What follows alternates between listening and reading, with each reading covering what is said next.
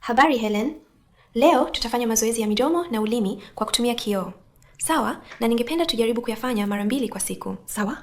Sawa. Kwa hivyo kwanza tutafanya tengeneza O na midomo yako. Tengeneza mduara. Vizuri. Umefanya vizuri. Na sasa tabasamu. Ndio.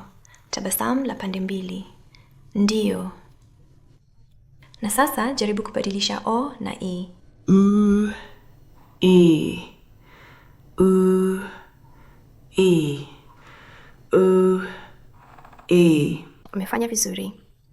Na sasa ningependa ufungue mdomo wako kwa upana, kisha ufinye midomo yako pamoja kama unavyobusu. Sawa. Sasa fungua kwa upana, na sasa busu tena. Vizuri. Na fungua kwa upana tena, na busu.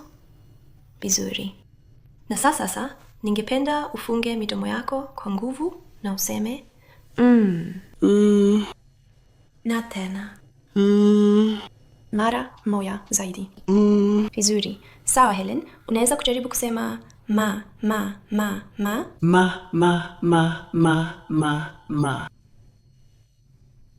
Vizuri. Na sasa me. Mi.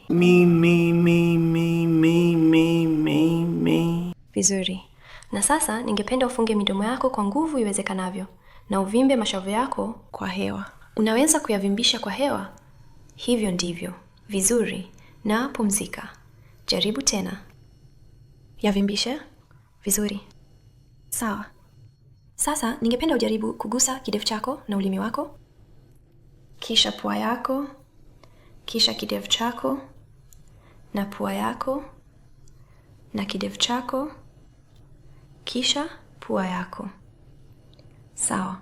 Sasa ningependa utoe ulimi wako nje, uwe mnyoofu na ushikilie kwa sekunde 3. 1, 2, 3. Na pumzika. Na jaribu tena. 1, 2, 3. Vizuri. Sasa ningependa ujaribu kuweka ulimi wako kwenye pembe za mdomo wako. Vizuri. Na kisha ningependa ujaribu kuweka ulimi wako kuzunguka midomo yako. Zungusha.